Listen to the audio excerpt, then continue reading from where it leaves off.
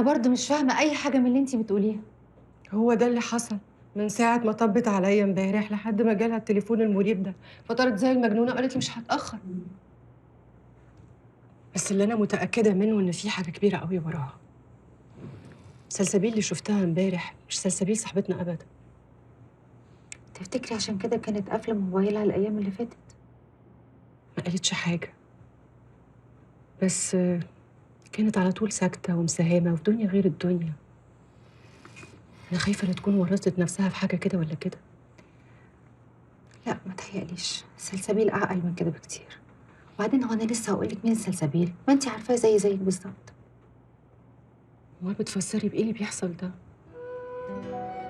مش عارفه.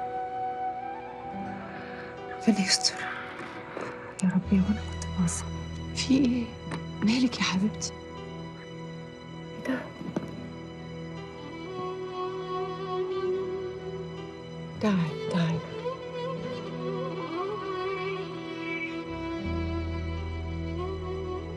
ايه ده؟ انتي بتعيطي؟ في ايه اللي بيحصل؟ طب احكي لي. تعالي تعالي.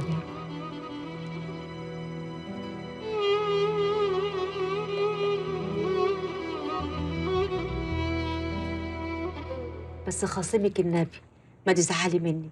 انا والله ما يحوشني عني غير الشديد القوي، لولا تعبها والله ما كنت سبت. تسلميلي. طبرت فيك العشر، أصيلة طول عمرك. يا خبر يا ست نوال، ده انا لو طول عيش خدامه طول العمر تحت رجليكي، والله ما هوفي الجمال اللي انت مغرقاني بيها. ربنا يخليكي وما تحرمش منك. انت زي ولادي وانت اللي فضلالي. ازاي الكلام ده؟ وولادك راحوا فين؟ ما هم حواليكي، ربنا يبارك لك فيهم ويخليهم لك يا رب. طب تصدقي بالله، دي الست نغم قلبها كان هيتقطع عشانك. دي طيبه وحنينه قوي والله. كانت، لكن دلوقتي اتغيرت. يا ريت ما تجيبيش سيرتها، لا سيرتها ولا سيرة غيرها. المهم انت عاملة ايه؟ تعالى يا سليمان، ازيك؟ نوال، ليه عاملة تعمليها؟ ليه عاملة تعمليها يا نوال؟ زهقت يا سليمان، زهقت من الدنيا، مش عايزة أعيش علشان يرتاحوا كلهم. زهقتي ايه ومش عايزة تعيشي ايه؟ انت فاهمة ان اللي انت بتعمليه ده هيريح اللي حواليك، اللي حواليك كلهم بيحبوك يا حبيبتي، دول هيتعبوا مش هيرتاحوا.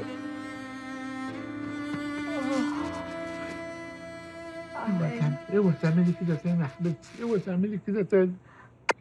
لو كنت شفتي سعادة ماما قد ايه لما رحاب دخلت عليها، لو كنت شفتيها قد ايه كانت مبسوطة وهي بتتكلم معاها، كنت تحسي ان هي اللي بنتها مش انا. تمنيت ساعتها ان الارض تتشق وتبلعي. بس رحاب مش غريبة عنكم، دي تقريبا متربية معاكم، مامتك بتحبها. وانتي كمان كنتي بتشكري فيها على طول، بتقولي لي كل ما بتروحي تزوري ماما في الدار بتلاقيها عندها. يا حبيبتي انا مش زعلانة ان ماما بتحبها، بالعكس. انا بس ثابت على نفسي. قارنت بيني وبين رحاب، وازاي انها ما سابتش ماما طول الفترة دي، فضلت معاها. الاحساس ده وجعني، تعبني، محسسني بتأنيب الضمير قد ايه انا اهملت ماما وسبتها تروح مني بالشكل ده. بس ان شاء الله ماما هتخف وترجع تاني واحسن من الاول كمان. يا ريت، يا ريت يا شوق، يا ريت الزمن يرجع بيا تاني. حاجات كتير قوي ما كانتش هتحصل. كنت اتمنى اصلح حاجات كتير قوي حصلت غلط، بس يظهر الواحد ما بيحسش بقيمة الحاجة غير لما تروح. طول ما هي معاه ما بيعرفش قيمتها. عندك حق، في حاجات كتير قوي ممكن تتعوض الا الام. يوم بتروح معاها حاجات كتير قوي لا يمكن تتعوض. هو ده اللي انا حاسه بيه. نفسي الزمن يرجع تاني واروح لها اترمي في حضنها واقول لها سامحيني يا ماما، حقك عليا،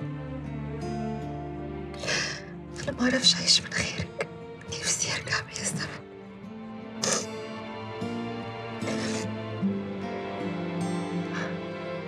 نكدت عليكي، سوري.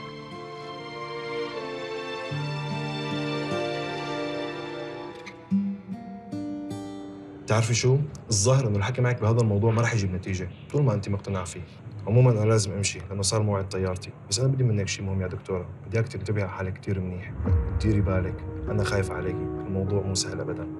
اطمن يا مازن، انا هنا في بلدي وسط اهلي، يعني الناس هنا هيدافعوا عني بكل الطرق وهيحموني اكيد. انا بتمنى لك انك تحققي هدفك، وخصوصا انك ضحيتي بكل شيء كرماله. التضحيه اللي انا ضحيتها ملهاش اي ثمن خالص جنب اللي انا نفسي فيه واللي نفسي احققه. المهم عندي الفايده اللي هتعود على بلدي من المشروع ده، وساعتها انا مش هحس باي تضحيه ابدا عملتها. يا بخت بلدك فيك يا دكتوره.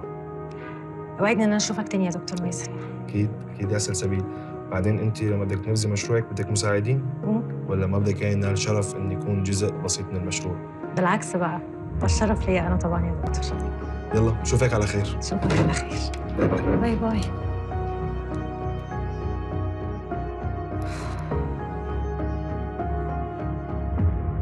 لا دي كده بتهرج. قالت لي كلهم 10 دقايق، تقوم تختفي كل ده وتقفل تليفونها كمان. قفلت تليفونها؟ لا طبعا دي حاجه تقلق. حبيبتي انا عندي اوردر تصوير كمان نص ساعه. يلا يلا حبيبتي اتكلي على الله، روحي شوفي شغلك، انا مش عايزه اعطلك. لا يا حبيبتي انت عمرك ما تعطليني، انت كمان فوقي بقى، اللي انت فيه ده ما ينفعش خالص. انا هبقى كويسه ما تقلقيش. المهم قولي لي، عربيتك جت نسيانه ولا اخدك معايا في لا سكتي؟ الحمد لله جت، ما يحرمنيش منك يا مجنونه. ولا يهمك. خلاص I'll update you اول ما اعرف عنها اي حاجه. اوكي جود لك في شغلك. ثانك يو. باي يا حبيبتي. باي. انت لسه بتفكري في الموضوع اللي حكيتي لي عليه بتاع امينه؟ ما تتصوريش يا اميليا انا مستفزه ازاي من الموضوع ده. هموت من الغيظ بجد. الراجل ده ما عندوش دم، ازاي بيبص في عين عياله بجد؟ ايه ده؟ مش كل الناس بتفكر بطريقتك دي يا حبيبتي. الناس دي بتفكر تخلف وخلاص من غير حساب، ولا بيفرق معاهم هيأمن لهم مستقبلهم ازاي، هيعملوا ايه ليهم، ولما بيجوا على الدنيا بيفكروا ازاي يستفادوا منهم بأي طريقه. يا سلام بقى لو بنات طالعه موضه دلوقتي يخلفوا بنات كتير ويشغلوهم خدامين في البيوت. وبيني وبينك ما هو برضه الصبيان بيتعكوا برضه، بيمسحوا في الاشارات ويمسحوا عربيات، واحنا يتحرق دمنا. الحياه مش عادله زي ما انت متصوراها، ما تشغليش بالك بمواضيع انت مش طرف فيها، لانك مش هتقدري تغيري حاجه فيها. طب بذمتك مش طرف فيها ازاي؟ ما احنا معكوكين اهو يا جماعه.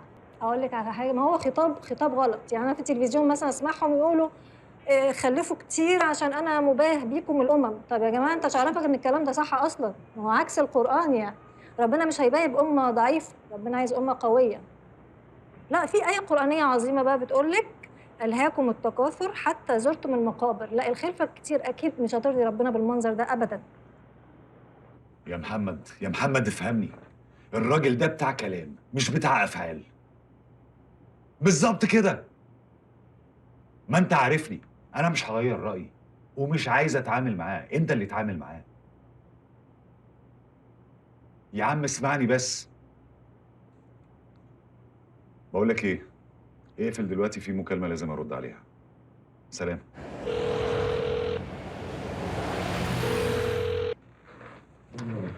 وانا بقول التليفون نور كده ازاي؟ طمني عليك يا حبيبي، اخبار شغلك ايه؟ الشغل زي الفل، ماشي عال العال. طبعا البركه في اللي بيمشي الشغل. كلامنجية قوي انتي، قوي. بقول لك ايه صحيح، انا خدت لك ميعاد من دكتور مهاب الحسيني وهو مستنيكي تكلميه. وعلى فكره انا ممكن اروح معاكي لو عايزه. ايه اللي خلاك تعمل كده يا طه؟ ليه عملت كده من غير ما ترجع لي حتى؟ مالك يا حبيبتي، في ايه؟ اتضايقتي كده ليه؟ اصل انت بتتصرف زي ما يكون انا مش موجوده، وبعدين انا قلت لك الموضوع ده يعني حاجه عارضه وهتعدي. ليه مصمم تدي الموضوع ده اكبر من حجمه؟ يا حبيبتي عشان خايف عليكي بس. خايف عليا يعني ايه؟ شايفني مجنونه مثلا ماشيه في الشارع بقطع في شعري؟ يا حبيبتي مش قصدي والله. لو بتحبني بجد يا طاهر من فضلك ما نتكلمش في الموضوع ده تاني وننسى الموضوع ده خالص. حاضر حاضر، بس ما تتضايقيش، اهدي. لو بجد خايف عليا وعلى زعلي ما نفتحش الموضوع ده تاني. انا مش هروح لدكاتره نفسيين، انا كويسه. بس ما تتضايقيش، اهدي. يلا سلام. انت عارفه ان مش دي الحقيقه. ليه مش عايزه تواجهي نفسك بالحقيقه؟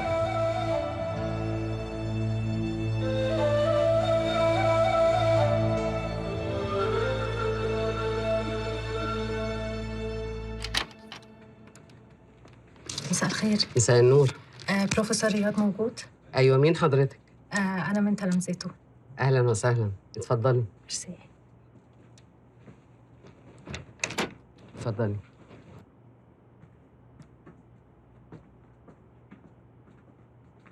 دكتورة سلسبيل، يا أهلا وسهلا يا أهلا وسهلا. إيه المفاجأة الحلوة دي؟ ميرسي يا دكتور. أنا متابع أخبارك ومقالاتك الأخيرة، أنا فخور بيكي على الآخر.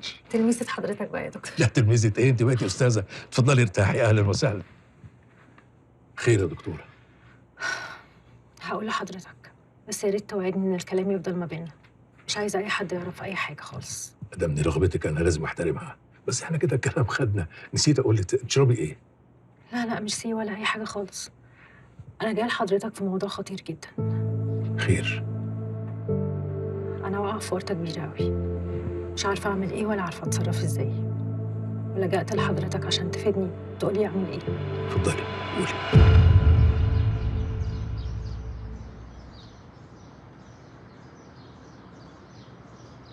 يا سعادة البيه، يا سعادة البيه، الكلام اللي بتقوله ده ما يرضيش ربنا. لا حول ولا قوة إلا بالله. يا عم الحاج، هو أنا جاي أفاصل معاك؟ أنا عبد المأمور جاي أبلغك بقرار المحافظة. بس ده خراب بيوت يا عالم. شكلنا مش هنخلص النهارده. لو سمحت يا عم الحاج، امضي اللي أنت استلمت القرار، خلينا أروح أشوف حالي، أنا مش فاضي. استهدى بالله بس كده يا سعادة الباشا وما تاخذناش. أصل الخبر ده نزل علينا كده زي القضا المستعجل، وزي ما تقول كده الأرض دي هي كل اللي نتحكم عليه في الدنيا. نصيبكم كده يا حاج، إن الأرض دخلت في رسومات الكوبري اللي المحافظة تعمله. طب قول لنا الله يرضى عليك، مفيش طريقة كده ولا كده نقدر بيها يعني نخلي الكوبري ده يبعد عن أرضينا؟ طريقة إيه يا عم الحاج؟ دي قرارات جاية من فوق فوق قوي، إلا بقى لو ليكم حد واصل يعني يقدر يشوف لكم صرفة. إلى ربنا يا بيه، ربنا اللي أكبر من الكل. ونعم بالله. وكالي بقى هنا عشان أتوكل أنا وفعت على حد كده.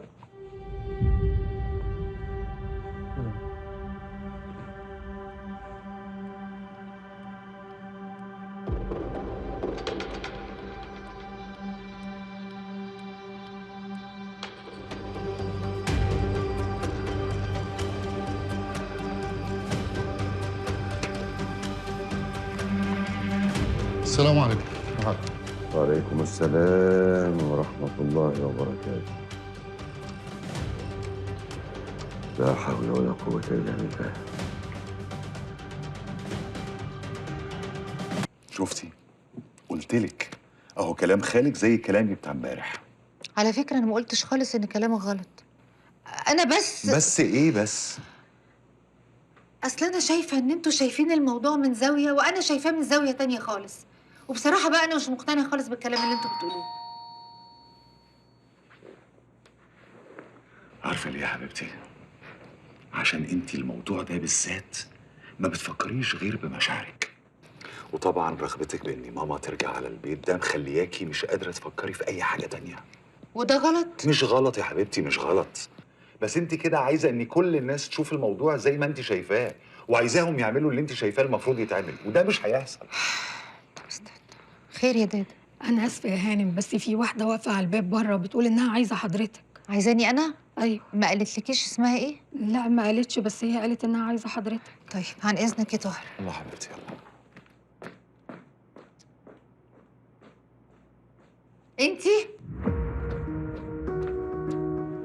انتي ايه اللي جابك هنا؟ عايزة أتكلم معاكي. أنتِ الإنسانة الوحيدة اللي فكرت أجي أتكلم معاها بعد اللي حصل لي، عشان أنا عارفة إن أنتِ بتحكمي على الناس بإحساسك مش بحاجة تانية. للأسف ساعات إحساسنا ما بيكونش صح، ساعات إحساسنا بيخدعنا، أو اللي إحنا بنحبهم بيبقى عندهم قدرة فظيعة على التمثيل، وبيقعدوا يوهمونا إن هم ملايكة ويوهمونا بالبراءة وهم في الحقيقة شيطان. هو ده اللي أنتِ عايزة تقوليه؟ أنتِ جاية عايزة إيه يا ولاء؟ جاية تقولي لي إيه؟ ما خلاص اللي حصل حصل، والحقيقة كانت باينة زي الشمس. وبصراحة أنا ما فيش في إيديا حاجة أعملها لك، وما أقدرش أقنع رامي بحاجة أنا نفسي مش مقتنعة بيها. والله العظيم مش أنا. الصور دي مش بتاعتي. كل اللي أنتِ فاكراه حقيقة ده مش حقيقة، كله متفبرك. انت عارفاني كويس وعارفه ان انا مش ممكن اعمل حاجه زي دي، ولا عمري هاخد رامي، ولا عمري هعمل اي حاجه من كل الحاجات اللي انت شفتيها دي. بس كل الموضوع ان انا كنت ضحيه لواحد ما عندوش اي ريحه الدم ولا الضمير ولا الاخلاق عشان يعمل كده. والله العظيم ما عملت حاجه انا. انت عماله تقولي لي في كلام مفيش فيه دليل واحد، واي حد عنده ذره عقل واحده مش ممكن هيصدق الكلام اللي انت بتقوليه. الدليل ان انت عارفاني كويس قوي وعارفه ان انا مش رخيصه ومش ممكن اعمل حاجه زي دي، ولا عمري هخون رامي، ولا عمري هجرحه، ولا عمري هعمل فيه اي حاجه. ما انا لسه قايله لك دلوقتي ان ساعات اللي بنحبهم بيعرفوا ازاي يمثلوا علينا. واضح ان انا كنت غلطانه لما فكرت اجي اتكلم معاكي. كنت فاكره ان انت هتصدقيني، مش هتعملي معايا زي كل الناس. عموما حصل خير. انا اسفه. ولاء، انا عايزاكي تنسي رامي خالص، لانه مش ممكن هيرجع لك بعد اللي حصل. كفايه اللي هو حس بيه، وبعدين ما تحاوليش ترجعي حاجات مش ممكن هترجع تاني. ربنا يوفقك يا ماما مع حد تاني غير رامي. يلا.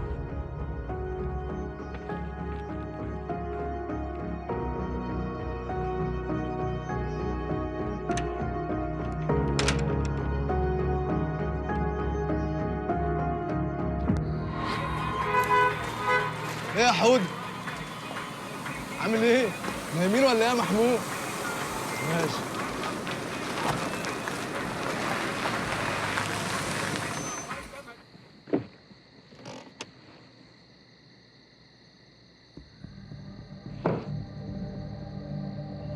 انا قلت برضه انت بتعملي ايه هنا؟ بتعملي ايه هنا؟ جاي عشان عايزه حد يعرفني كويس قوي، هيقابلني ويسمعني ويعرف الحقيقه. الحقيقة أنا مش عارف أنت إزاي عاملة كده. يعني أنت فاكرة إن أنت الوحيدة اللي بتفهمي؟ أنت الذكية الوحيدة على الكوكب ده، هتغفليني وتضحكي عليا أنا وأهلي كمان.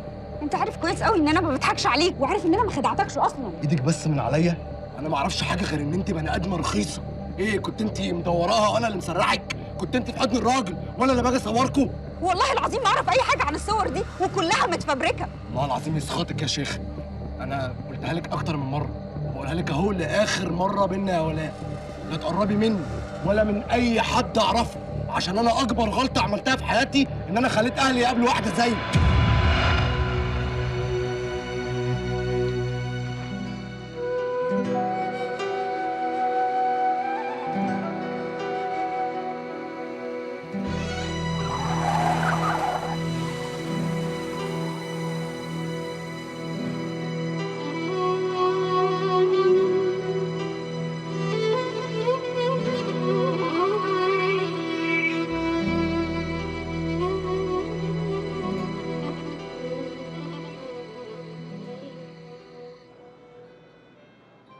رمزي، هو انت بتحبني بجد؟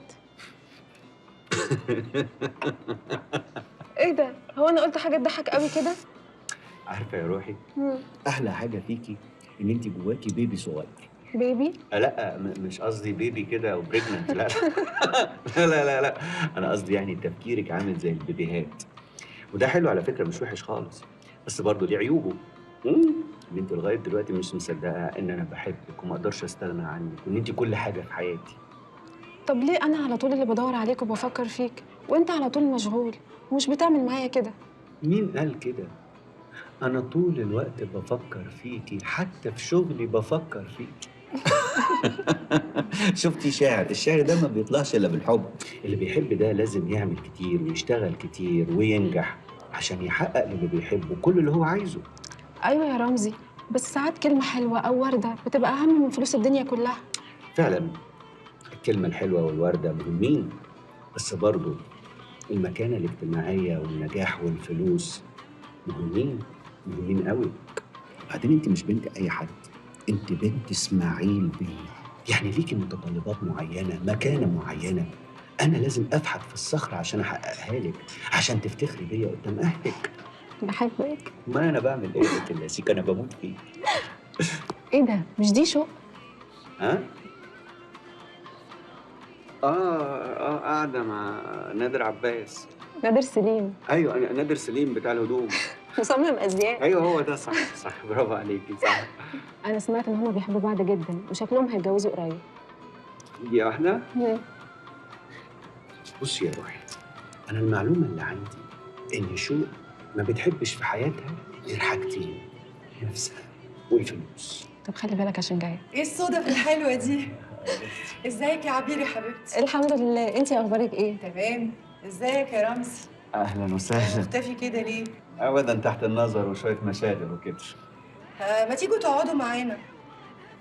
لا مش هينفع عشان خاطر نادر عباس. سليم. نادر سليم يعني بيشفط الأكسجين وبعدين بيعمل التهاب في الجيوب الأنفية، ممكن نموت بالتسمم. رمزي. مش قصدي حاجة ولا بس ايه كل ده؟ احنا اسفين يا باشا. عموما يلا هسيبكم تكملوا قعدتكم بقى. انجوي. يو تو. ثانك يو. بون ابيتي. ميرسي.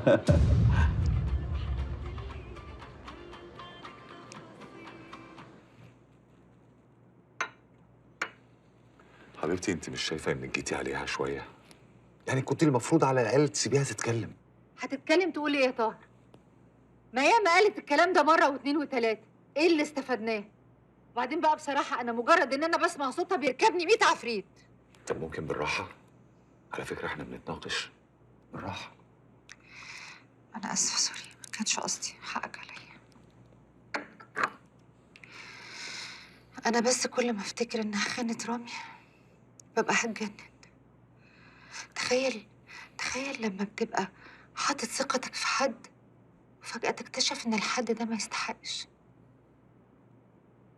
انا عارف، بس احيانا الظروف ممكن تخلي البني ادم يعمل حاجات غصب عنه. ظروف ايه يا طاهر اللي تخلي حد يخون؟ اللي تخلي حد يغدر بحد بيحبه؟ تخيل انت لو حاطط ثقتك في حد والحد ده خانك وغدر بيك، هتعمل ايه؟ حبيبي يا رامي، انا كل ما اتخيل او حتى اتخيل نفسي مكانه واتخيل الاحساس اللي حاسس بيه ببقى هموت. حبيبتي بعد الشر ما تقوليش على نفسك كده. طب اسمعيني، طالما الموضوع مضايق قوي كده ممكن تبطلي كلام فيه، ما تفكريش فيه خالص. ينفع؟ طيب اسمعيني، انا عندي شويه تليفونات لازم اخش اعملها في المكتب وارجع لك على طول. برضه مش عايز تقولي ايه اللي حصل لخالد احسان؟ يا حبيبتي ملهاش لازمه، صدقيني الموضوع هيضايقك وانت اليومين دول مش ناقصه. ماشي يا طاهر، اللي يريحك، انا مش هجبرك تتكلم، بس وقت ما تحس ان انت عايز تتكلم وتفضفض هتلاقيني جنبك. بحبك.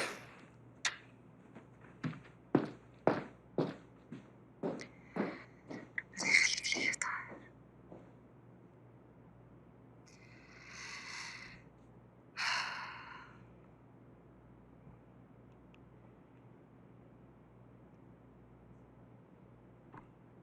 ايرة، انتي فين يا بنتي؟ اخوكي فين؟ انا عماله اكلمه على التليفون ما بيردش. طيب خلاص اسمعيني، عايزاكي بكره تفضلي نفسك خالص، تيجي معايا عشان ناخد ماما من المستشفى.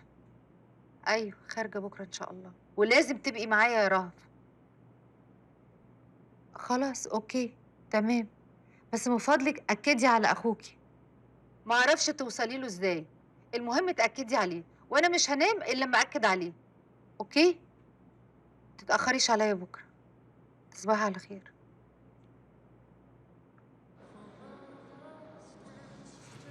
ايه ساكت ليه؟ رمزي ساكت ليه؟ مفيش. هو ايه اللي مفيش؟ اللي يشوفك كده يقول ان احنا كنا مع بعض امبارح. رمزي انا بقالي اسبوعين ما شفتكش، يعني المفروض تكون محوش لي كلام كتير. أنا محوش لك جوايا كلام أكتر مما تتخيلي، بس أنا عندي مشكلة. مشكلة إيه؟ لما بشوف عينيكي بنسى كل الكلام، ما بعرفش أفكر خالص ولا أتكلم، ببقى عايز باصص لك كده على طول. بأمارة الشغل اللي واخدك مني. أعمل إيه؟ باباكي حاطط عليا إيه؟ ثقة ومسؤولية كبيرة جدا، وأنا لازم أكون قد الثقة والمسؤولية دي. طب إيه مش عايز ترد؟ وأنا خايفة أعرف مين اللي بيكلمك. إيه ده التليفون بيرن؟ شفتي بقى بتنسيني الدنيا كلها أنت. طب شوف مين بقى. أنت ظلمتيني على فكرة. ظلمتيني. بصي مين اللي بيرن؟ اختي نغم كده 1-0. انا اسف. ماشي. طب رد بقى على نغم عشان ما تزعلش. مش هينفع ليه؟ عشان مش عايزك تغيبي عن عيني لحظه واحده. هرد بس على شرط توعديني بعد ما نخلص القعده تسيبيني ابص لك 5 دقايق. ممكن؟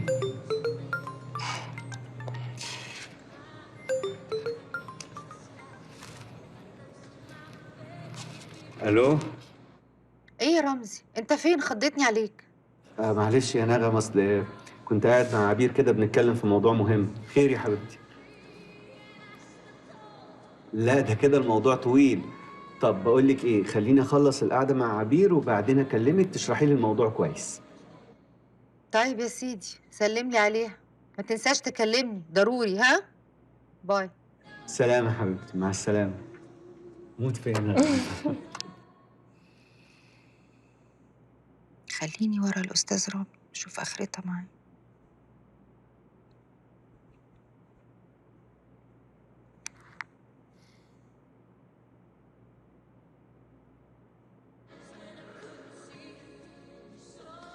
ايه؟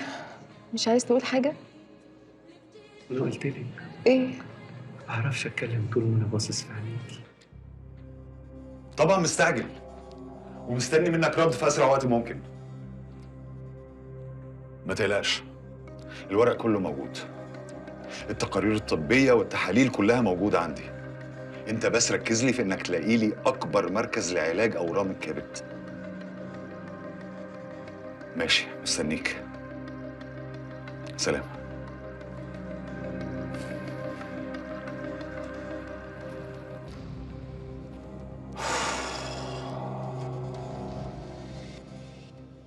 اتفضل يا طه. ده ايه ده؟ ده ترخيص مزاولة مهنة. انت خلاص بقيت رسمي خبير مسمن للتحف باعتراف الدولة. انت بتتكلمي بجد؟ ايه؟ انا مش قادر اصدق. ألف مبروك. الله يبارك فيكي. بس ازاي؟ ازاي ايه؟ هو مش الخواجة وعدك؟ وما دام وعدك خلاص لقاك قدها، فيلا بقى جو اون افرح. الحمد لله. هو انا قدها. بس يا الهام انت عارفه اني انا يعني لسه مش جاهز. انا عارفة وهو كمان عارف. عشان كده يا سيدي خد المفاجأة دي كمان. ده ايه ده كمان؟ عقد الإيجار دوت للصالة بتاعتنا اللي في العجوزة لمدة 5 سنين. يعني أنت من بكرة ممكن تدخل أي مزاد. ولعلمك في إعلان بكرة نازل مهم جدا.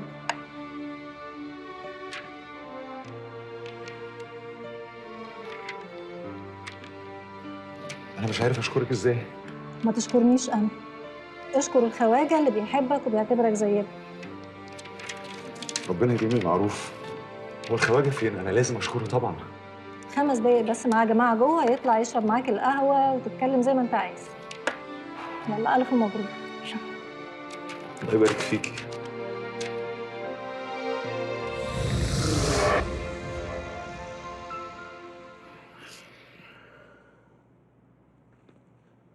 ليه يا خواجه؟ ليه بس؟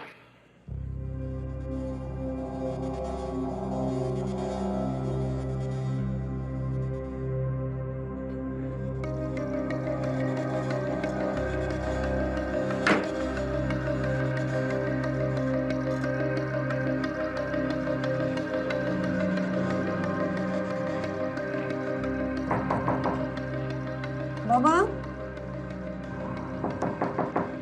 يلا يا بابا العشاء هيبرد.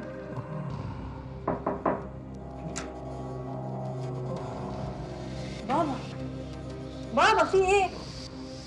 مالك يا بابا؟ بابا بابا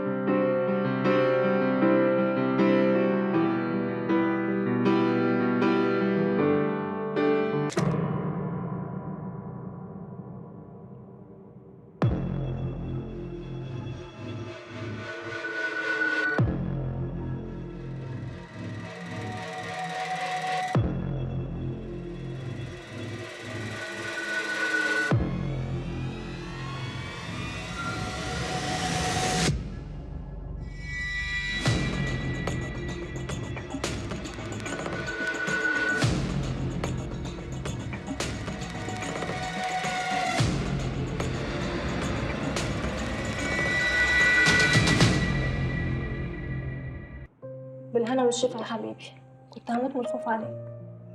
بعد الشر عنك يا حبيبتي. بابا احنا لازم نسافر بره نعمل فحوصات. يا بنتي ما انا قلت لك عملت فحوصات هنا. غير ما عندكش اي حاجه، كل الحكايه عاوز تظبط السكر والضغط. يعني انا كويس مفيش حاجه. لا يا بابا لا، انا مش مطمنه. الله يا بنتي ما انا كويس قدامك اهو. بابا يا حبيبي انا ماليش غيرك في الدنيا، اعيش بعدك يوم واحد ازاي ارجوك عشان خاطري اسمع كلامي. يعني هي الفحوصات اللي انا هعملها دي هي اللي هتطول العمر؟ الهام انت لازم تأهلي نفسك. لا لا لا لا، مش عايزه اسمع، مش عايزه اسمع يا بابا، عشان خاطري خد بالك على نفسك.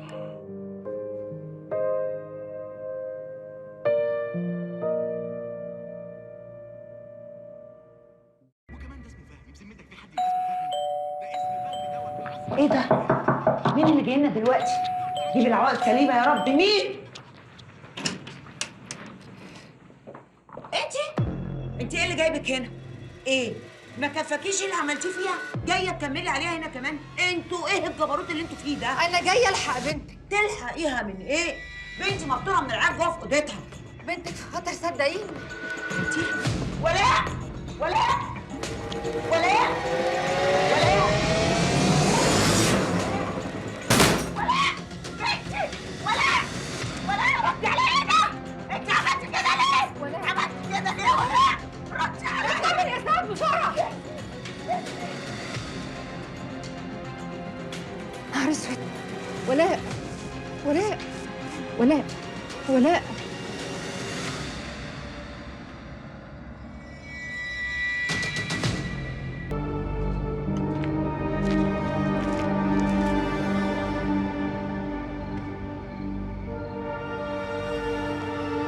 دكتورة راجية، ايه اللي جابك هنا؟ انا مش مصدق يا دكتوره، مش مصدق ان واحده زيك تحط نفسها في موقف زي ده. معقوله واحده في وضعك ومكانتك تحط نفسها في موضع شبهات زي ما عملت النهارده؟ يا فندم صدقني انا ما فكرتش في اي حاجه غير ان انا انقذ روح، ما فكرتش في اي حاجه تانية. طالما المساله بقى خرجت بره العياده او المستشفى ما مالكيش صالح بيها خالص. ده يبقى من اختصاص بقى الاسعاف او البوليس، لكن انت بقى تحط نفسك تحت المساءله القانونيه ليه؟ معلش يا فندم، بس انا عايز اوضح نقطه. بحكم الجيره اللي موجوده بيني وبين دكتوره راجيه، يعني انا عايز اوضح ان هي عندها مساله الانسانيات دي عاليه حبتين. طبعا انا مش ببرر وبقول اللي حصل النهارده ده صح، لا، ده لولا اعتراف المريضه اللي عندها باللي حصل كان زمان حطت نفسها في 100 مشكله بجد. طب يا فندم انا الحقيقه اللي واجعني اكتر حاجه دلوقتي ان انا وعدتها انها لا هتتاذي ولا هيتقبض عليها. برضه مش شغلتك، ما توعديش حد بحاجه مش في ايدك. صح يا فندم، صح، عند حضرتك حق، انا اسفه. طب بالنسبه لرشا لحقتوها ولا لا؟ مش بقول لحضرتك مساله الانسانيات عندها اوفر حبتين؟ يا ستي، رشا لحقناها وهنوديها مركز لعلاج الادمان وهتبقى زي الفل ان شاء الله. تمام الحمد لله زي الفل. طيب يا فندم بالنسبه لفاطمه. مفيش فاطمه يا فندم على فكره. اتفضلي يا راجل، اتفضلي. يلا يا راجل اتفضلي. معلش يا فندم احنا اسفين جدا. اتفضلي عن اذنك. اتفضلي يا فندم. اتفضلي. لا يا دكتور راجل، اللي انت عملتيه ده كنت هتودي نفسك في 60 ده. ربنا بس اللي استرها معاكي. الحمد لله جت سليمه. ميرسي قوي يا حسام على اللي عملته معاك. ميرسي على ايه بس يا دكتوره؟ احنا جايين. ايه اللي انت بتقوليه ده؟ هتسيبيني يا دكتوره؟ انت مش وعدتيني انك مش هتسيبيني يحبسوني؟ خدها يا ابني من هنا، خدها من هنا. ثانيه واحده يا حسام عشان خاطر، ثانيه واحده. ما تخافيش يا فاطمه، ما تخافيش، انا مش ممكن هتخلى عنك. انا هوكلك اكبر محامي. توكلي لي؟ هو مش جوز حضرتك محامي كبير برضو؟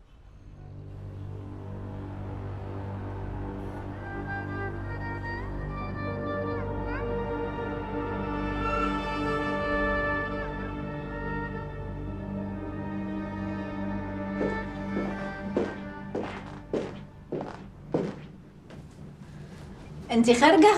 ايوه نازله مع ناس صحابي شويه في البنك. طب كويس، انا كمان خارجة رايحة عند عيشة ويمكن ابات عندها. هو ايه يا ماما موضوع البيات عند عايشه ده؟ وايه المشكلة يعني؟ صاحبتي هتمنعيني عنها ولا ايه، ولا هتحجري عليا؟ لا يا حبيبتي انت حره، بس هي المشكله هو مين هيحضر لي الفطار بكره الصبح؟ يا اختي انا نصحين امه. يسمع الله عليكي يا حبيبتي، ولا يهمك، هعمل لك الاكل واحطه لك في التلاجة، تطلعيه من التلاجة تسخنيه في الميكروويف وكلي. يعني انا كده برضه هصحى الصبح واسخن الاكل في الميكروويف. ماشي. يعني انت يعني اكيد هباتي عندها قوي يعني؟ ما قلنا يحتمل. طيب اوكي. بطمنيني عليكي لما ترجعي. قال يعني فارقه معاكي قوي يعني؟ يعني انت بتباتي بره بس انا ما باتش بره عادي؟ لا كل حاجه لا لا لا, لا. غريبه.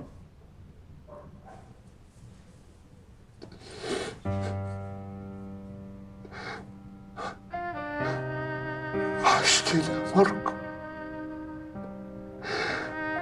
وحشتني قوي يا حبيبي.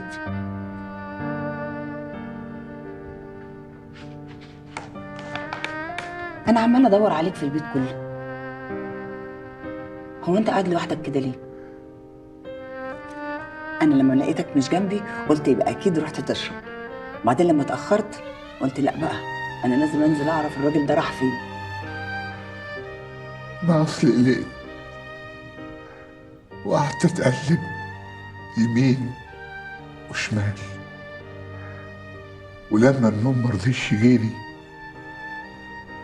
قلت اطلع اقعد بره عشان ما اقلقكيش. هو أنت لسه زعلان عشان ماركو سافر؟ يعني انت مش زعلانه يا تريز؟ أنا كل ما أجي أزعل أقول لنفسي بطلي أنانية. ابنك سافر عشان يبني مستقبله، وبابا مش راضي إن إحنا نسافر معاه.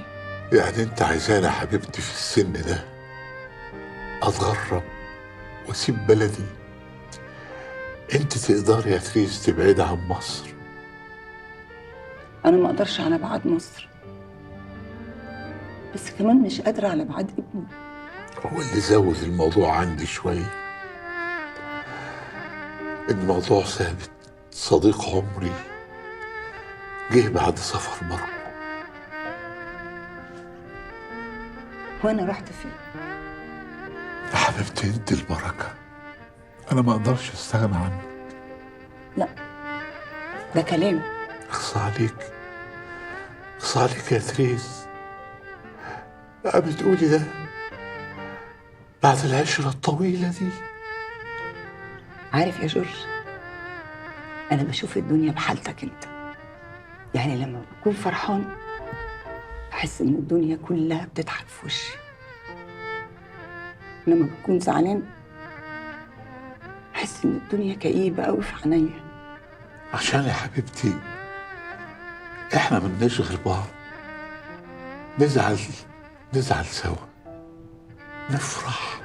نفرح سوا، حتى لما بنحلم سوا. تعرفي يا تريز ان انت في كل ذكرياتي الذكرى يا حبيبتي اللي ما انتش فيها انا ما بحبش افتكرها.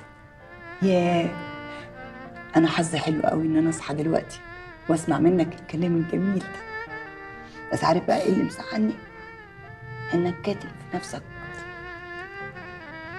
طب أعمل إيه؟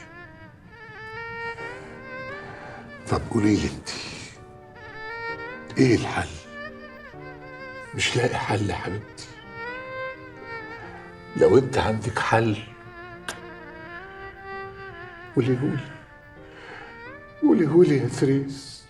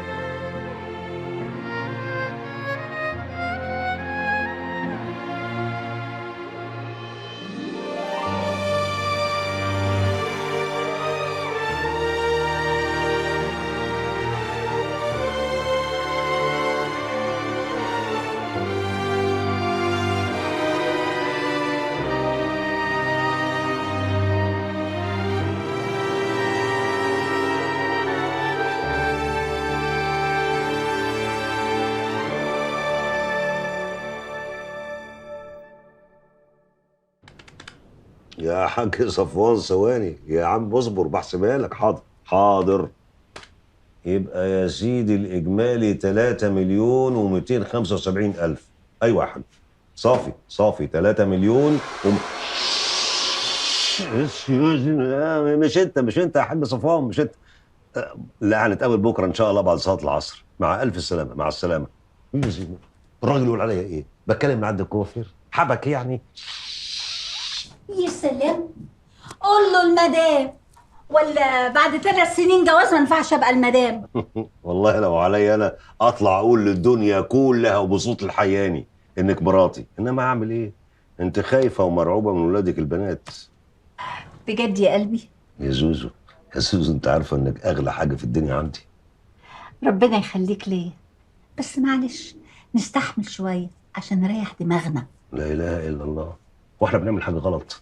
مش احسن ما بتجيله كل مره متخفيه زي رشدي اباظه في الرجل التاني؟ انا راجل انا راجل مخصماك، انا مخصماك. يا حبيبتي، انت اهم حد في الدنيا عندي. ربنا يخليك ليا وما تحرمش منك ابدا.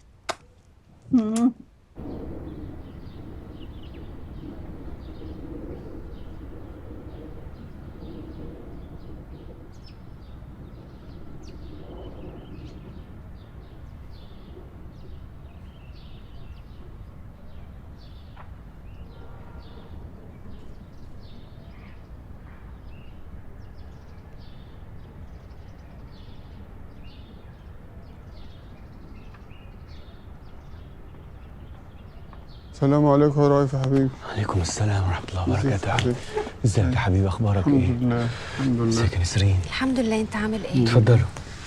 الحمد لله احسن. الحمد لله على سلامتكم. الله يسلمك يا حبيبي. جيتوا امتى؟ امبارح الفجر. عمي عامل ايه دلوقتي؟ الحمد لله. شفت اللي حصل يا نسرين؟ احنا لسه جايين من المستشفى دلوقتي ومش قادرين نفهم اي حاجه. والله زيك يا عمي، كل ما اروح ما حدش يديني عقد نافع. خلاص نسفره بره يا رائف. كلهم بيقولوا مش هتفرق. ان شاء الله عمي هيرجع زي الاول واحسن كمان. يا رب يا نسرين، يا رب. طب مش عايز اي حاجه يا رائف؟ ربنا يخليك يا عمي، انا اهم حاجه كنت محتاج وقفتك جنبي دي. والله يا ابني انا من ساعه ما عرفت واحنا عايزين نرجع، بس للاسف ما كانش فيه تذاكر نهائي. عارف. المهم الحمد لله على سلامتكم.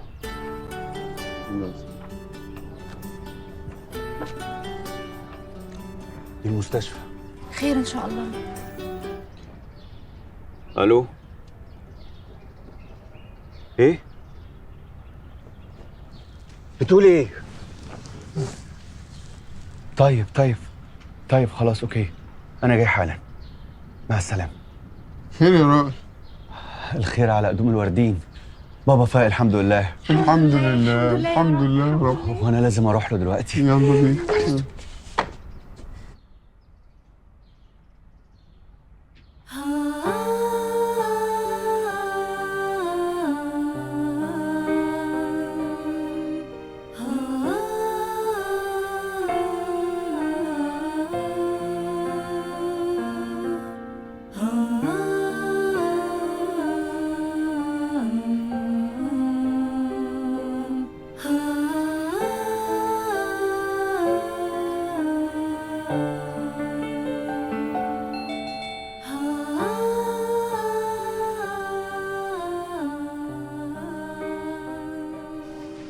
لا مؤاخذة يا دكتورة.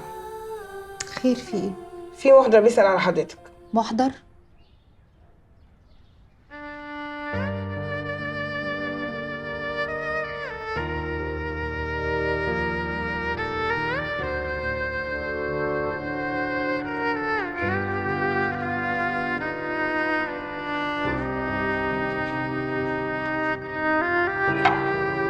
في حاجة يا دكتورة؟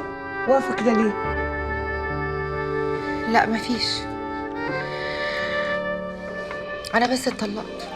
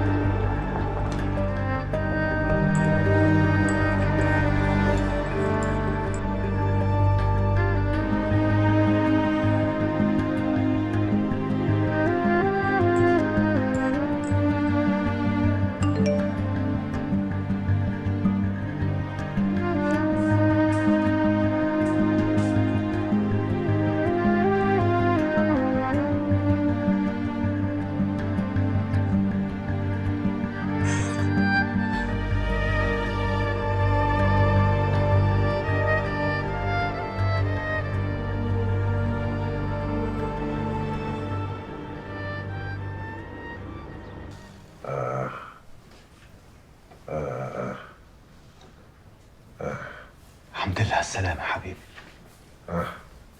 ألف مليون حمد لله على السلامة يا بابا. الحمد لله على السلامة يا ثابت يا اخويا.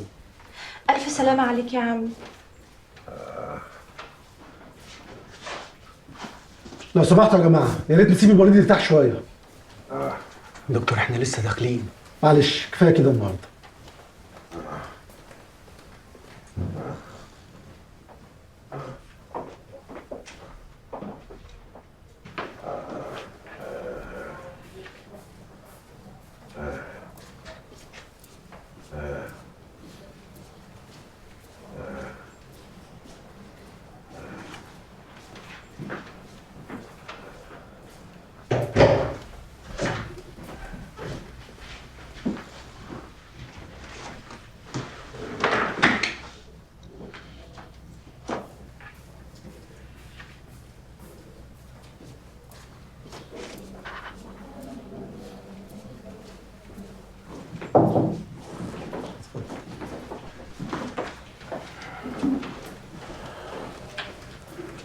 هو طبعا الحمد لله فاق ودي خطوه كويسه جدا، بس للاسف فقد القدره على الكلام. لا حول ولا قوة إلا بالله العلي العظيم يا رب.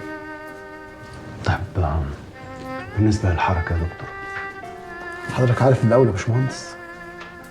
طب يا دكتور يعني هو بعد ما فاق مفيش أمل إن موضوع الحركة ده يتحسن مع الوقت؟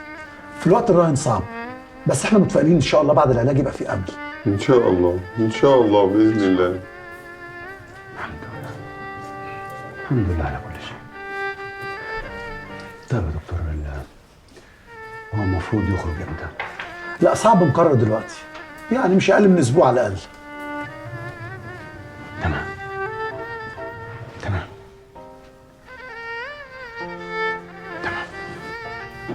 شكرا دكتور. اتفضل.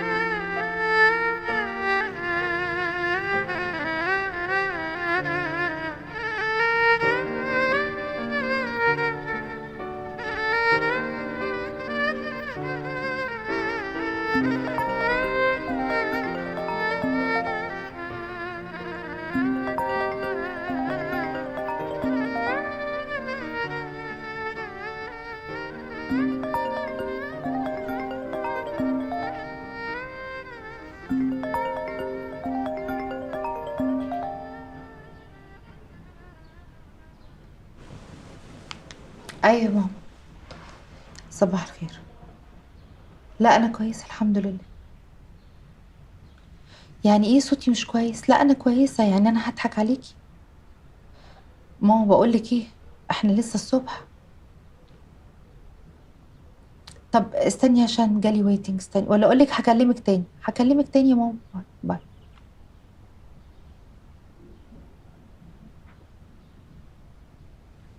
الو. ايوه انا. اهلا وسهلا. طيب كويس خلاص اوكي. اجي استلمها بكره؟ مفيش مشكله، ممكن بعد بكره. ولا اقول لك خلاص انا هلبس واجي لك دلوقتي. دلوقتي. تمام اوكي. ميرسي قوي، الله يبارك فيك، شكرا، مع السلامه.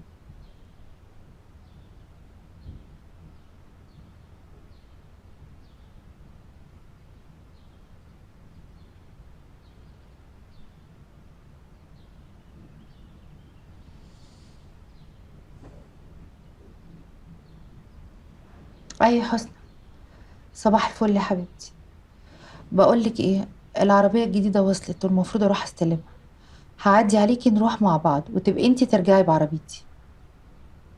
الله يبارك فيك يا حبيبتي، مبروك عليك انت كمان العربية. يلا باي.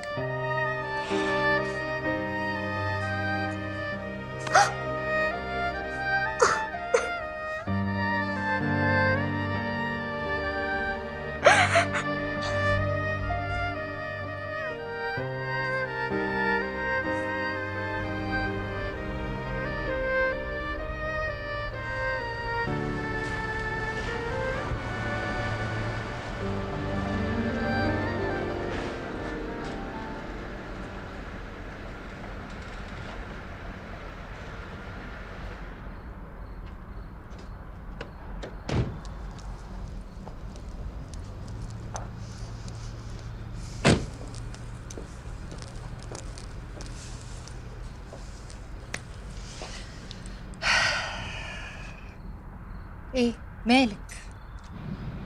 مش عارفه اقول لك مبروك على العربيه ولا ما تزعليش عشان موضوع الطلاق. لا على فكرة مش زعلانة خالص على موضوع الطلاق، لأن أنا اللي طلبت الطلاق وأصريت عليه. راجية ممكن ما تكمليش. انت عارفه ان احنا 10 سنين وانا بحس بيكي كويس قوي. عشان خاطري يا حسنى بلاش الكلام ده، ملوش لازمة الكلام ده، صدقيني أنا مش بكابر، وبعدين هلاقيها منك ولا من ماما؟ طب قولي اختك رايها ايه في الموضوع ده؟ أختي إيه بس يا حسنى؟ ما أنت عارفة أختي دي على الورق وبس. أنت أختي الحقيقية اللي ما ولدتهاش أمي. والله العظيم انا لو ليا اخت عمري ما كنت احبها زي ما انا بحبك كده. أنا عارفة، أنا كمان، وربنا وحده اللي يعلم. وبدليل إن أنت سفحتيني في تمن العربية. هي دي الصياعة. المهم بس بيفكريني ارجع لك المفتاح السبير. لا والنبي خلي السبير معاكي عشان انا عارفه ريم ممكن اول ما تلاقيه تقوم واخداه وطلع هي بالعربيه. فكي عن البنت شويه، حرام عليكي، هتفضلي معيشاها في ام كده لغايه امتى؟ ام وافكها عليها بعد كل اللي انا فيه ده؟ هو انا بلحقها؟ انا مش عارفه اعمل معاها ايه، دي مطلعه عيني. ربنا يخليها لك ويخليكي ليها. يخليكي يا حبيبتي.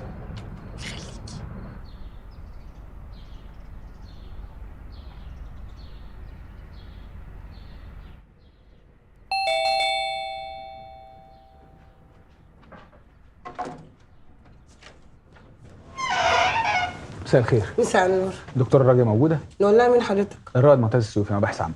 مباحث؟ اهلا وسهلا سياده الرائد، اهلا وسهلا. روحي انت. حاضر. اهلا وسهلا. خير؟ الحقيقة احنا جايين نحقق في قضية المستشار ثابت سعيد. طب وانا دخلي ايه بالموضوع ده؟ دخلك ايه يا دكتور؟ ده الباب في الباب زي ما بيقولوا. واكيد عند حضرتك اي معلومات. معلومات زي ايه؟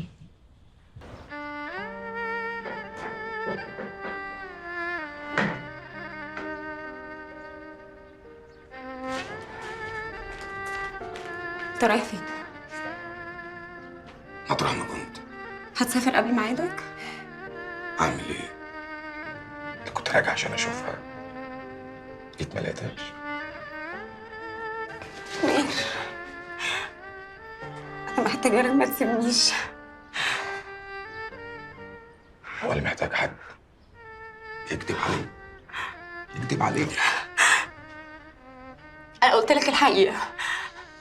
أنهي حقيقة؟ حاني سرقت جوزك عشان مصاريفك الشخصية؟ فاكرة إن عيل صغير هتكلفتيني بكلمتين؟ الفلوس فين؟ وديتيها فين؟ انا قلت لك وديتها فين؟ انا فتشت دولابك لقيت هدومك هي ما اشتريتيش حاجه ولا حتى دهب. فين الفلوس يا مريان؟ فين؟ معرفش معرفش.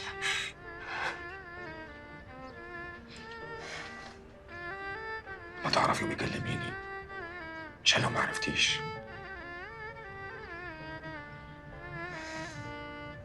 هتبقى دي النهايه.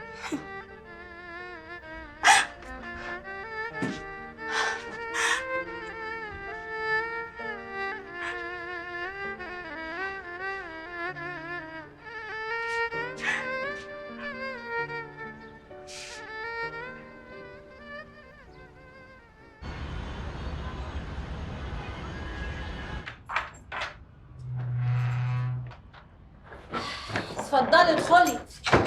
عاجبك كده؟ ادينا رجعنا من عندها قفانا يقمر عيش. مبسوطه طبعا انت دلوقتي. ويقمر عيش ليه؟ هو انت كنت عايزاني اسيب اختك في الظروف اللي زي الزفت دي؟ دي طردتنا من بيتها ولا انت مش واخده بالك؟ يبقى انت يا اختي مش عارفه اختك لغايه دلوقتي. اختك مش عايزه تبان انها ضعيفه قدام اي حد، عشان كده قالت لنا انها كويسه وزي الفل، وعشان احنا نطمن ونمشي. هو انت اللي كل حاجه بتبررها لها يا ماما؟ لا لازم اتعامل بسوء نيه زي حضرتك.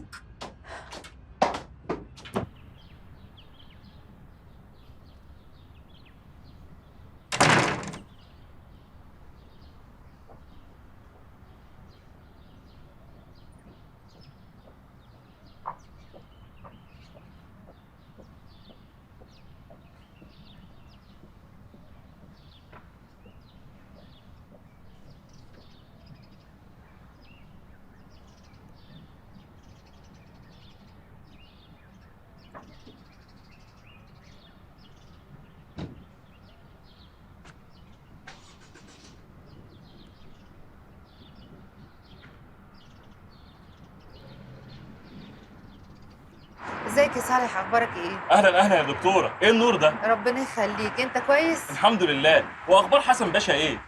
حسن باشا كويس الحمد لله. انا كنت عايزه اغير عربيتي يا صالح. تحت امرك، والمعرض كله بعربيات تحت امرك، ولو عايزانا كمان ناخد العربيه القديمه ونبدلها لك وتدفعي كاش او نقسطها لك مفيش مشكله. لا انا هدفع كاش، انا ما بحبش القسط، ويا ريت طبعا تاخد العربيه القديمه يبقى احسن برضه. مفيش مشكله وتحت امرك برضه. خلاص اوكي، ثانيه واحده. ماشي. ايوه يا حسني، صباح الفل يا حبيبتي، اخبارك ايه؟ الحمد لله حبيبتي، انت اللي عامله ايه؟ انا في اجانس العربيات بنقي عربيه جديده. عايزه اغير عربيتي، بيني وبينك عايزه اغير حياتي كلها. لا بقول لك ايه، غيري حياتك زي ما انت عايزه، بس انا اللي هشتري العربيه دي. والله بس كده من عينيا. يا سلام، ما تغلاش عليك يا حبيبتي، ده انا اديها لك وفوقيها بوسه، وانا عندي اغلى منك؟ ميرسي يا حبيبتي. طب خلاص لما اجيلك نتكلم. خلاص اوكي، يلا باي. معلش يا صالح، عربيتي جالها زبون، صاحبتي الانتيم ما اقدرش ارفض لها طلب. ولا يهمك يا دكتور. تمام، تعالى بقى نشوف عربيه جديده ناخدها. طب اتفضلي، في جوه حاجات جديده. يلا اتفضلي يا دكتور.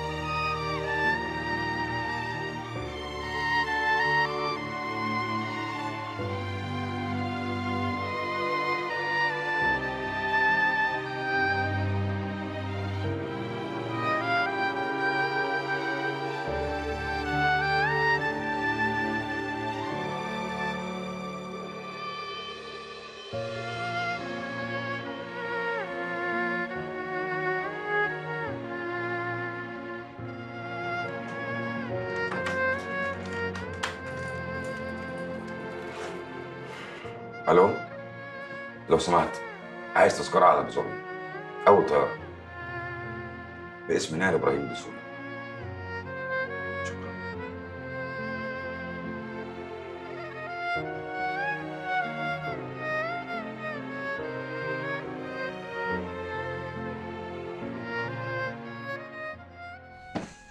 صباح الخير.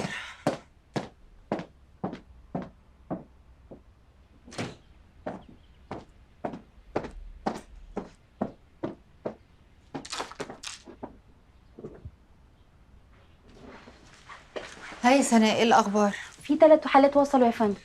تمام، اوكي. بس ايه في ايه؟ في واحده بتقول عايزه حضرتك في موضوع شخصي مهم جدا. شخصي؟ ما قالتلكيش اسمها ايه؟ اسمها مدام بسمه. خليها تدخل، بس فهميها ان انا مش هقعد معاها كتير، انا عندي شغل كتير قوي. حاضر يا دكتور. مدام بسمه اتفضلي.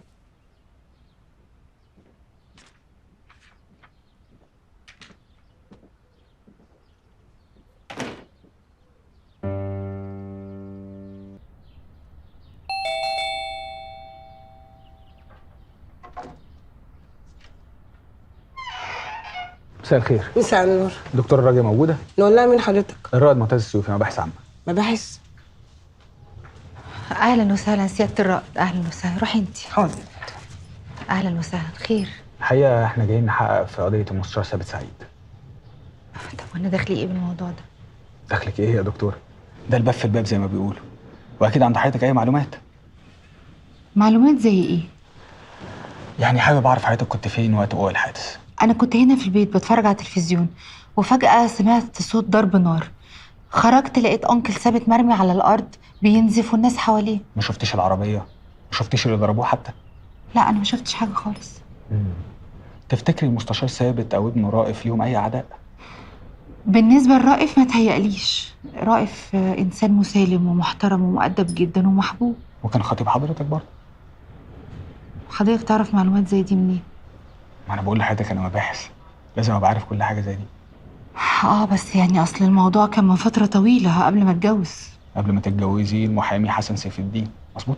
هو حضرتك جاي تعمل تحريات عليا ولا على انكل ثابت؟ وحضرتك اتعصبت ليه؟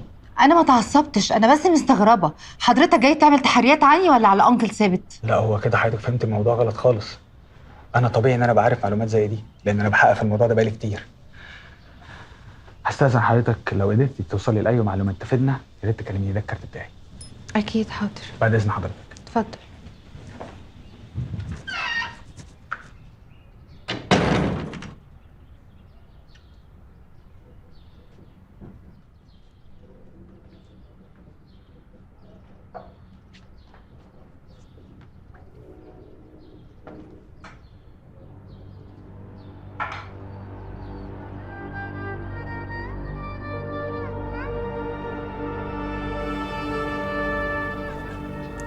يا اهلين وسهلين، الحمد لله على السلامة. ازيك يا مشيل؟ الحمد لله. أنا ما صدقت إنك رجعت من مصر بكير. مرقت على الشقة ما لقيتك. ما قدرت أستنى، قلت أجي لك على هون. شو اللي صار؟ ظروف يا مشيل. هي شو ظروف يعني؟ شو اللي صار معك؟ والله مش عارف أقول لك إيه، بس النفسية صفر. طب روق شوي، روق. أنا همرق عليك الليلة واخدك معايا في سهرة أنسيك اسمك مش بس همومك. يا عم سهرتي بس، ما انت عارف انا ماليش في الكلام ده. اسمع من اخوك ميشيل، ما راح تندم. بقول لك يا ميشيل، انا قاعد هنا، عايز تقعد معايا اقعد، عايز تروح زي ما انت عايز. واضح ان الموضوع كبير جدا. طيب انا قاعد احكي لشوف. شوفي،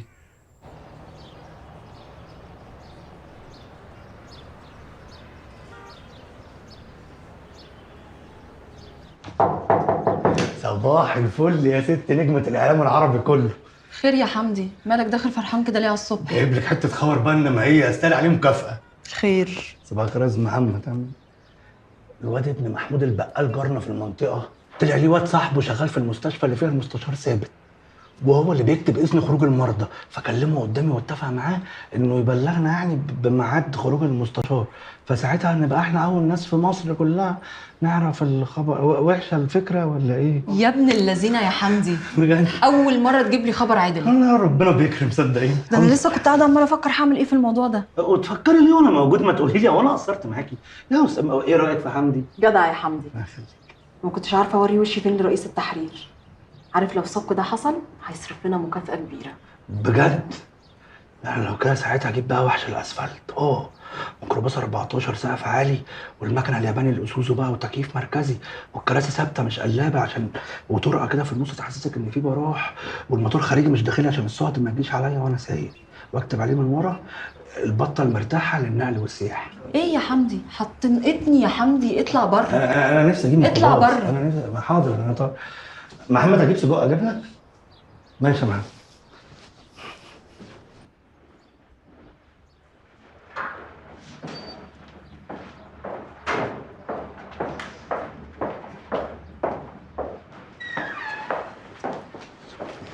صباح الفل على معاليك، نهارك ابيض سعادتك. صباح الخير يا رب. ايه الاخبار؟ بقالي مده طويله قوي بحفر ورا موضوع المستشار ثابت. وصلت لحاجه؟ للاسف سعادتك الموضوع متقفل عليه بالضبه والمفتاح. يبقى الموضوع وراه حد تقيل بجد، مش تقول لي عماد وصفي. صحيح، بعت لي رساله النهارده الصبح بيقول لي انه بيتصل على سعادتك وانت ما بتردش عليه. وده عاوز ايه ده كمان؟ مش عارف، بس قال لي انه محتاج سعادتك ضروري. ماشي ماشي يا راضي، هبقى اكلمه. طب هستاذن انا؟ روح انت، بس خليك ورا موضوع ثابت. ما تقلقش يا افندينا، ما تقلقش، انا مش هسيب الموضوع ده غير لما اجيب لسعادتك الخبر اليقين.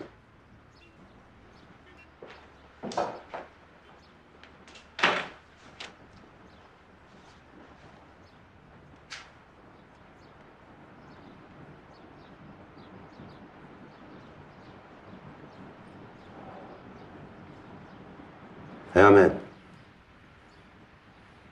هو انت فين؟ انت لسه في لندن؟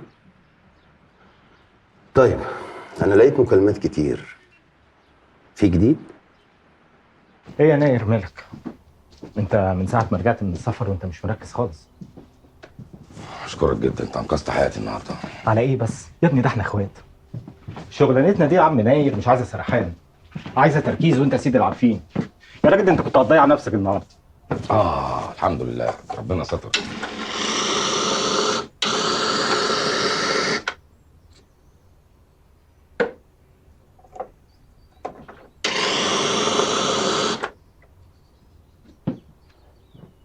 اشرب. بقول لك ايه؟ نعم. قبل ما انسى، امسك دي الفلوس اللي كانت المفروض توصل لاخوك. بقول لك ايه، دول بقى يبقى لي عندك بيهم اكلة سمك وجمبري معتبرة الاسبوع اللي جاي. تعالى هنا ما تتهربش مني. مالك في ايه؟ انت مش طبيعي وقطعت اجازتك. في جو مريب كده انا مش فاهمه. عندك حق مصطفى، انا طلقت مراتي. يا نهارك اسود، بعد الحب ده كله؟ طب ليه؟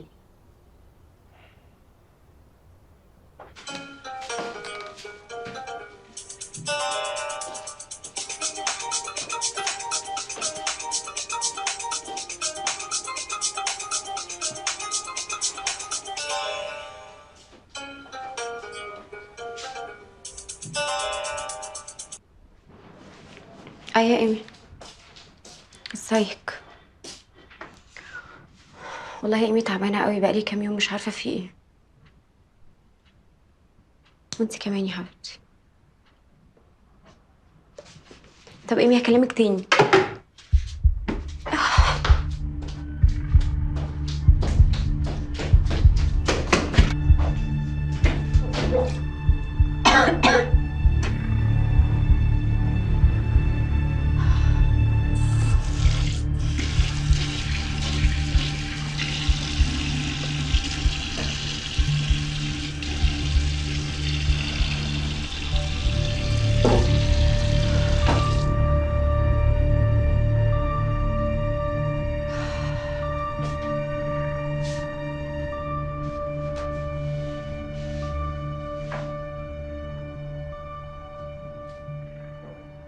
بصراحة يا ناير، انت كان عندك حق في كل اللي انت عملته.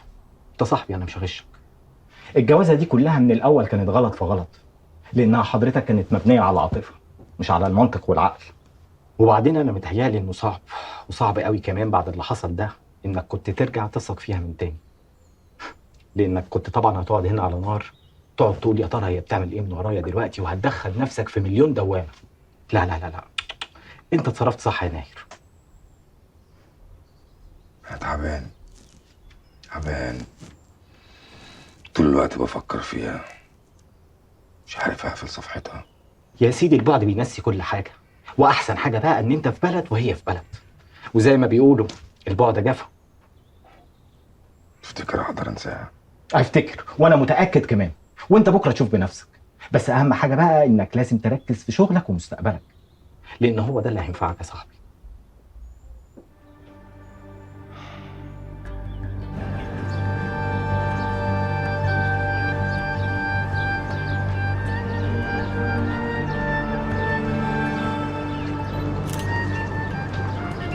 تعالى شمال شويه هنا.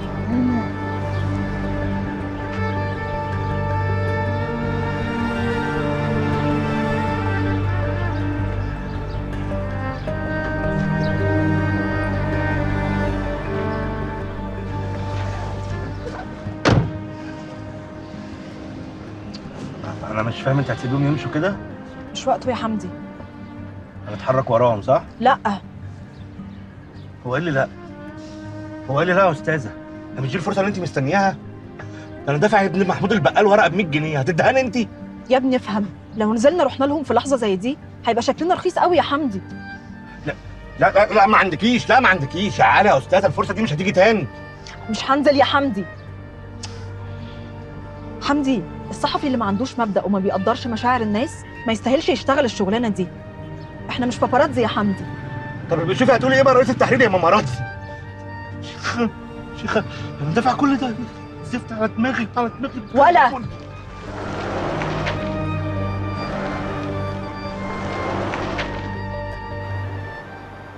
الو. ايوه يا ماما، انا في اسكندريه.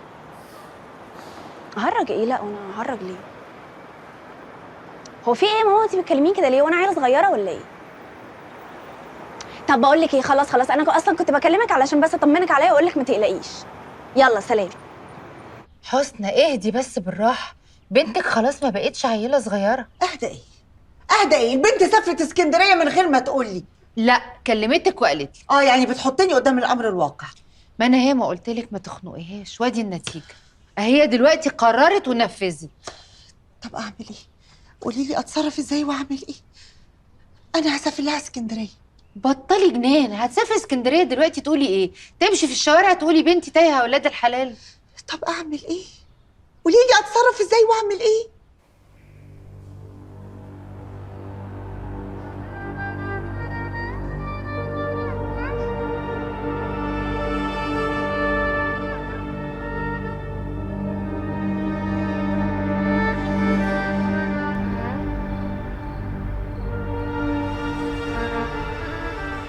اهلا وسهلا.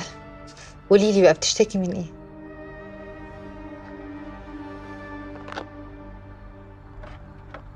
انا مريهان عز الدين نديم. عز الدين نديم ملياردير المشهور. انا على فكره ما كنتش محتاجه البطاقه عشان اعرف انتي مين. معلش زيادة التأكيد، مش يمكن انا واحده نصابه بنتحل شخصيتها؟ من شكلك ومن طريقه كلامك اقدر اقول ان انتي بنت ناس كويسين. بنت ناس بس مدمنة هيروين.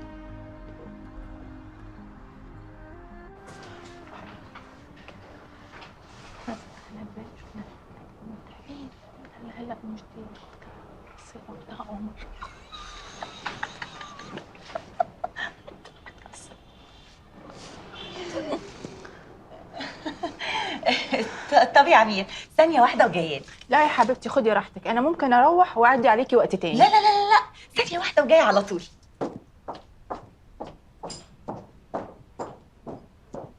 ايه يا وليد؟ ايه قله الذوق دي؟ انا برضو اللي قليل الذوق؟ انا مش قايل لك ان انا ما بطيقش الست اللي بره دي خالص؟ ارجع من الشغل تعبان الاقيها في وشي برضو؟ يعني انا كنت عارفه ان حضرتك جاي النهارده بدري؟ يعني هي دي المشكله بقى دلوقتي. طب اسكت بقى، هي شويه وهتمشي. طب اتفضلي مشيها دلوقتي حالا، عشان لو ما مشيتهاش مش هيحصل كويس. في ايه يا وليد؟ عاجبك كده؟ اهي اتكسفت ومشي.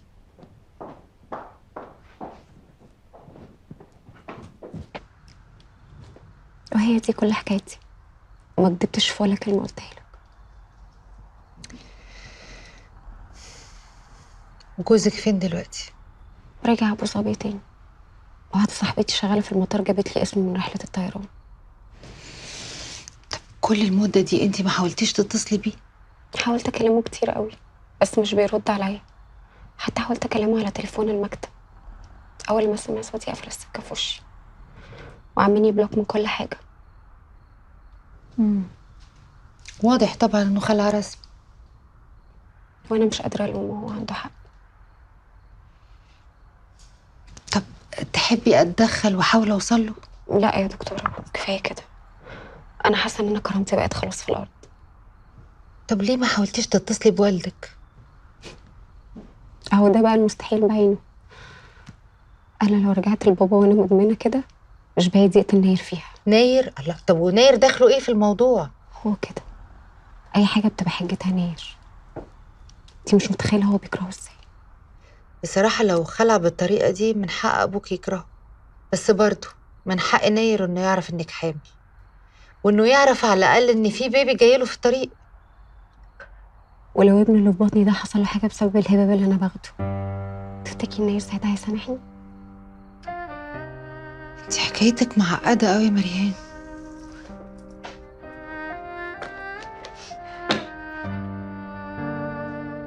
ايه الفلوس دي؟ أنا مستعدة أدفع لك أي حاجة أنت عايزاها، بس تعالجيني في سرية تامة وتنقذي ابني اللي في بطني. خدي فلوسك يا مريان، خدي فلوسك عشان نعرف نتكلم.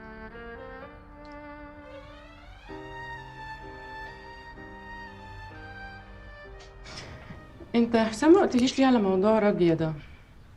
راجية؟ راجية مين يا حبيبتي؟ راجية جارتنا الدكتورة اللي انقذتها امبارح من السجن.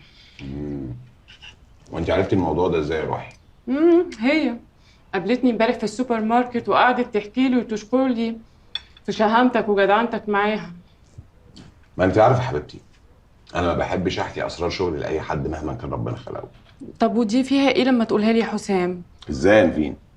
افرضي انت قاعده مع واحده صاحبتك في قعده سفر، كلمه تتقال كده ولا كده توصل لراجع، يبقى منظري ايه قدامها؟ طيب وانت عارف ان انا بتاعت الكلام ده؟ لا طبعا يا حبيبتي، ما قصدتش الكلام ده. بس بقول لك ايه، عارفه رغم ان راجية دي لاسعه ومجنونه وكانت هتودي نفسها في 60 داهيه، الا ان عندها موضوع الانسانيات ده عالي قوي. انسانيات يعني ايه؟ انت عارفه ان هي قومت اكبر محامي في البلد للبنت دي، وكل شويه تتصل بيا علشان تطمن على القضيه ماشيه ازاي.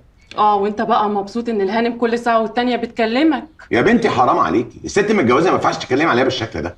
ما هي اتطلقت يا اخويا. اتطلقت من حسن سيف الدين؟ امتى ده حصل؟ معرفش امتى بالظبط، بس انت عارف مفيش حاجه بتستخبى في المعادي. ايوه، مفيش حاجه بتستخبى في المعادي، وعشان مفيش حاجه بتستخبى في المعادي انا ما رضيتش اقول لك الموضوع ده. بس استني هنا. انا دلوقتي فهمت، عشان كده ما جابتش حسن سيف الدين يترافع للبنت في القضيه وجابت محامي تاني من بره. قلتي لي بقى. العينة اللي خدناها منك دلوقتي هتوضح لنا حاجات كتير قوي. طب انتي شايفة ايه يا دكتورة؟ أنا شايفة إن الأمل كويس قوي، خصوصا إن فترة إدمانك ما كانتش طويلة، وإن شاء الله نطمن على البيبي. أنا بس عندي مشكلة إن أنتي مش عايزة تدخلي مصحة. لا بلاش موضوع المصحة ده. مريهان، المصحة عشان أحميكي من نفسك وعشان أحافظ على البيبي. معلش شوفي أي حل تاني غير موضوع المصحة ده أرجوكي. طيب أوكي، من هنا لغاية أما تاخدي السبلمنتس والأدوية اللي أنا هكتبها لك هشوف لك دكتور زميلي كويس قوي، دكتور أمراض نساء، هخليه يعمل لك سونار عشان يكشف على البيبي ونطمن إن كل حاجة ماشية تمام. معلش أنا هتعبك معايا. مفيش تعب ولا حاجة، ده شغل. المهم دلوقتي تاخدي الأدوية والسبلمنتس اللي أنا هكتبها لك، وما تخافيش كلها فيري سيف، يعني مش هتأثر على الحمل، وهتقلل احتياجك للمخدر لغاية ما نشوف نعمل إيه. أنا مش عارفة أقولك إيه يا دكتور. أنا مش بساعدك عشان نفسك بس يا مريهان، أنا بساعدك عشان البيبي اللي في بطنك اللي ملوش ذنب في أي حاجة، واللي إن شاء الله هيجي الدنيا بصحة وأحسن حال.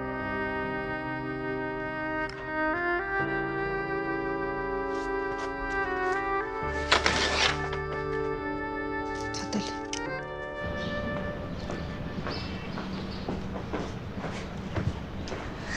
صباح الفل يا نسرين. صباح النور. معلش بقى هتعبك معايا. تاني الكلام ده؟ قلت لك مفيش فرق بيننا. ربنا يخليكي ليا يا رب. انا عندي شويه مشاكل في الشغل متلتله، بس كله يهون عشان سياده المستشار. خير ان شاء الله، ربنا يقومه بألف سلامة. يا رب. معلش بقى انا لازم امشي عشان اتاخرت. اكيد طبعا. يلا باي. باي.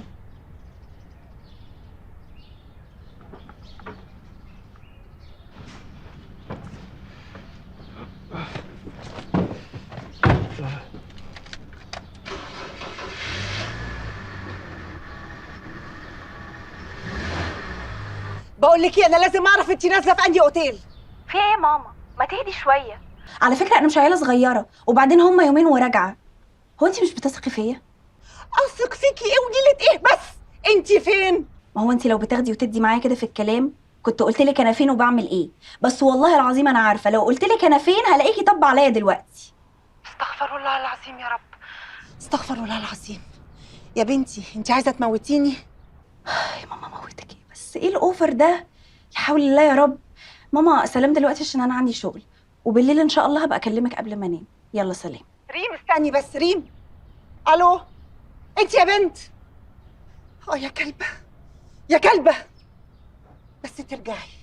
ايه اللي خليتك تخرجي بره البيت؟ ما بقاش على حسنى.